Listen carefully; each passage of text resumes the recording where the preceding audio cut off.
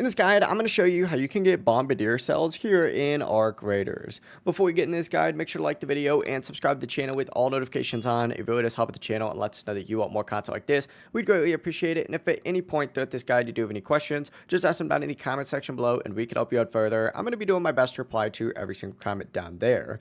But to actually get Bombardier cells here in this game, what you're going to need to do, and it might seem a little bit obvious, but you're going to need to defeat a Bombardier. You can find these cells as loot in the world, but that is way harder. Taking out a Bombardier directly is the easiest method, but here's the most reliable places to find them. If you hit play, the first area that I would check, because this is by far the community's favorite location, is going to be in Buried City. Specifically, if you open this up and zoom in, Murano Park is the best spot, but you can also go ahead and check the Piazza Roma as well. Around this area, you're going to get one pretty much every single time. That being said, if you don't want to play Buried City, you can also go into Blue Gate, and around the checkpoint area and the church area is going to be another good spawn. And finally, there's other possible spawn locations, and these are just general areas, and they are all pretty rare overall, so I would check these last, but just Spaceport, Dam Battlegrounds, and Stella Montes.